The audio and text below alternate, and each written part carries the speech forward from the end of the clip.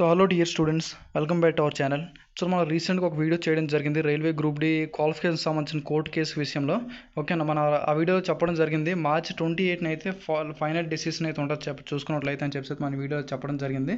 ఓకేనా, మరొకసారి చెప్తాను చూడండి. ఈ వీడియో చేయడానికి కారణం ఏంటంటే జస్ట్ మీకు అప్డేట్ చేయడానికి, అంతేగాని 10th వాళ్ళకి సపోర్ట్గా, ఐటీ వాళ్ళకి సపోర్ట్గా ఈ విధంగా లేదు. ఆల్ ఆర్ అందరు కూడా మా సబ్స్క్రైబర్లు, అందరు కూడా మా స్టూడెంట్స్. ఓకేనా, ఒకసారి చూడండి ఈ వీడియోలో ఒకసారి వెళ్ళినట్లయితే మనం రైల్వే గ్రూప్ డి అసలు ఎందుకు కోర్టు కేసు ఇస్తుందంటే ఒకసారి అది దానికోసం ఎక్స్ప్లెయిన్ చేస్తాను. నెక్స్ట్ చూసుకున్నట్లయితే అసలు ఈ రోజు అప్డేట్ ఏంటి అది కూడా అప్డేట్ అయితే మీకైతే చేస్తాను. ఓకేనా, ఫస్ట్ చూడండి 2019లో చూసుకున్నట్లయితే railway group D first ITI qualification ఇచ్చిందనమాట. దాని తర్వాత 10th అనేది యాడ్ చేయడం. ఓకేనా, 10th ఎప్పుడు యాడ్ చేశాడంటే ఫస్ట్ ఐటీఐ క్వాలిఫికేషన్ ఇచ్చి దాని తర్వాత ఏమన్నారంటే 10th వాళ్ళు ప్రొటెస్టులు చేసి ట్విట్టర్లో ట్వీట్ చేసి ఇవన్నీ చేయడం వల్ల నెక్స్ట్ అండ్ దానికి సంబంధించింది అప్పుడైతే మళ్ళీ యాడ్ చేయడం అనేది జరిగిందనమాట. ఓకేనా, అయితే ఈ 2024లో చూసుకున్నట్లయితే మనకి రీసెంట్గా first full notification group D full 32,000 ఇచ్చారు కదా. ఈ ఫుల్ నోటిఫికేషన్ అవ్వకముందు ఏం చేశారంటే మనకి చిన్న షార్ట్ నోటీస్ అయితే రిలీజ్ చేయడం జరిగిందన్నమాట. ఓకేనా, షార్ట్ నోటీస్లో చూసుకున్నట్లయితే ఏమైందంటే అక్కడ ఎడ్యుకేషన్ క్వాలిఫికేషన్ అయితే మెన్షన్ చేయలేదన్నమాట. అక్కడ ఎడ్యుకేషన్కి చూడండి, applications last date starting date ఇచ్చాడు. నెక్స్ట్ మిడిల్ వన్లో అదే మెడికల్ స్టాండర్డ్స్ ఉంటాయి కదా, మెడికల్ స్టాండర్డ్ చూసుకున్నట్లయితే అవి కూడా పోస్ట్ వైజ్ మెడికల్ స్టాండర్డ్ అని చెప్పేసి మనకి చెప్పడం జరిగింది.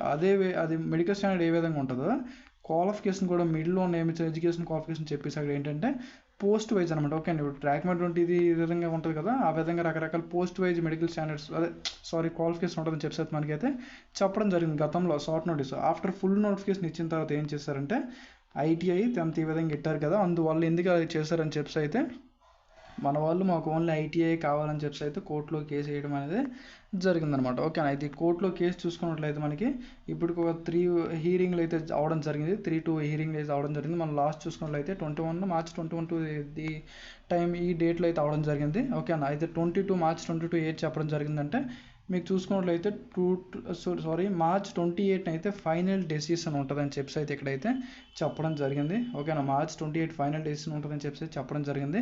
మన వాళ్ళు చాలామంది వెయిట్ చేస్తారు ఈ రోజు గురించి. ఓకేనా, చూసుకున్నట్లయితే చాలామంది, ఎందుకంటే ఒక టెన్షన్ అండి. ఓకేనా, 10th ఇన్ కేసు తీసేస్తారా, ఐటీఐ తీసేస్తారా, అసలు ఏం జరుగుతుంది. ఓకేనా, ఈ నోటిఫికేషన్ ఏమైనా క్యాన్సిల్ అవుతుందా, మళ్ళీ ఇన్ కేసు ఏమవుతుంది. ఓకేనా, వేకెన్సీ ఏమైనా ఇంక్రీజ్ అవుతుందా, అసలు ఇంక్రీజ్ అవుతుంది, అసలు ఏమవుతుందని చెప్పి చాలామంది టెన్షన్తో ఉండడం జరిగింది. ఓకేనా, ఫైనల్లీ ఈరోజు అయితే ఒక అప్డేట్ అయితే ఇవ్వడం జరిగింది. ఓకేనా, నేను చూడండి ఈరోజు అప్డేట్ మీకు ఎక్స్ప్లెయిన్ చేస్తాను. నెక్స్ట్ ఏంటంటే వేకెన్సీ ఇంక్రీజ్, నెక్స్ట్ ఏమవుతుంది అవన్నీ కూడా టోటల్ అయితే ఒకసారి ఫైనల్ ఎక్స్ప్లెయిన్ చేస్తాను. అది చూడండి, ఫైనల్లీ ఈరోజు చూసుకున్నట్లయితే కోర్టు హీరింగ్ సంబంధించింది ఈరోజు అయితే హీరింగ్ అయితే అయ్యిందనమాట. ఓకేనా, రైల్వే సుప్రీంకోర్టులో చూసుకున్నట్లయితే రైల్వే తరఫున అయితే జడ్జెస్ వెళ్ళడం జరిగింది.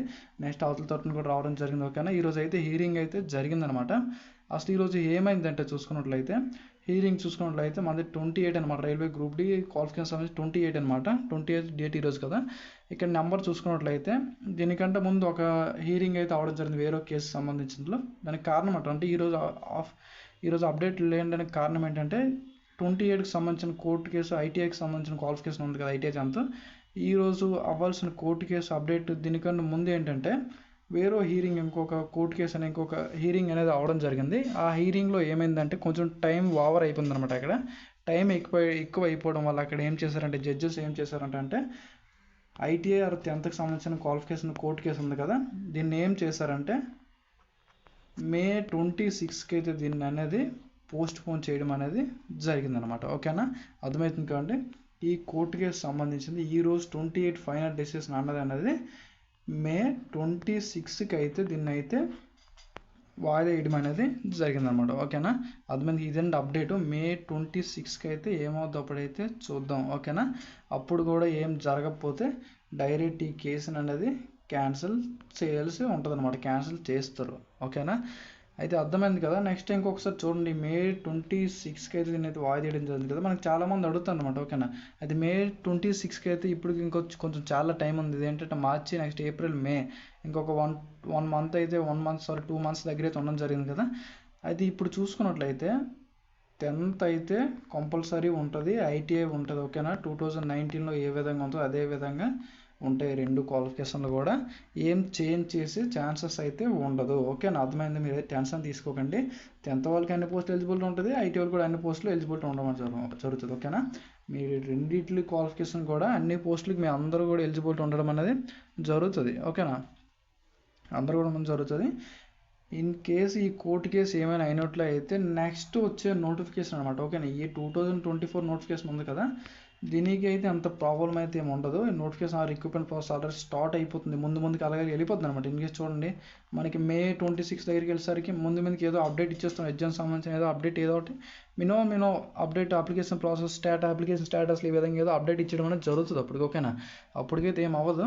అయితే ఇన్ కేసు ఈ కోర్టు మే 26 ఇన్ కేసు ఏమైనా అప్డేట్ వచ్చినా అది ఏంటంటే ఫ్యూచర్లో, ఓకేనా, ఫ్యూచర్లో వచ్చే నోటిఫికేషన్కి మాత్రమే అది అనేది వర్తిస్తుంది అనమాట. Okay, in case ITI 10th ITI ఉంచిన ఓన్లీ ఫ్యూచర్లో నోటిఫికేషన్కి అయితే అవుతాం. ఇప్పుడున్న ప్రిన్సిపల్ నోటిఫికేషన్ ప్రెజెంట్ ఉన్న నోటిఫికేషన్లు అయితే ఎటువంటి చేంజెస్ అయితే చేయబడవమ్మా. ఓకేనా, ఇటువంటి ప్రెజెంట్ ఉన్న నోటిఫికేషన్లో అయితే ఎటువంటి చేంజెస్ అయితే కనిపించదు. ఓకేనా, మీరైతే మంచిగా ప్రిపేర్ అవ్వండి. ఓకే, మంచి ప్రిపేర్ అయినట్లు అయితే కోర్టు కేసులు అవి ఇటువంటి అయితే మీరు ఇవన్నీ ఫాలో అవుతుంటే జస్ట్ మరి అలాగే ఉంటుంది. ఓకేనా, మీరు ఇటువంటి ఏం పట్టించుకోకండి. ఆల్రెడీ మీరు 10th పెట్టడం జరిగింది, ఐటీఐ మీద పెట్టడం జరిగింది.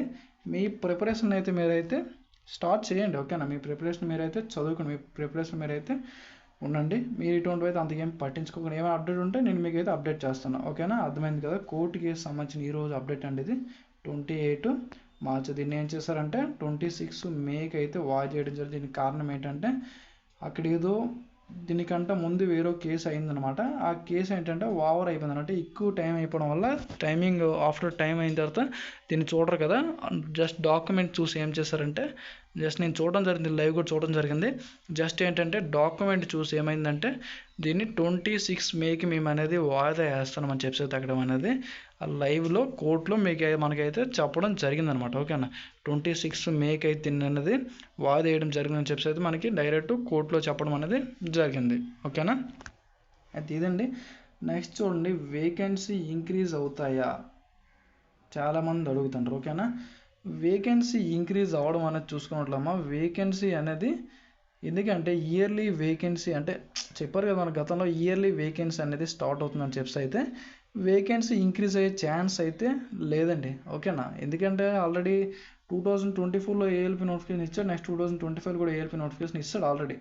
అది కూడా చూసారు కదా, 10th ఏప్రిల్ నుంచి మనకి స్టార్ట్ అయిపోతుంది.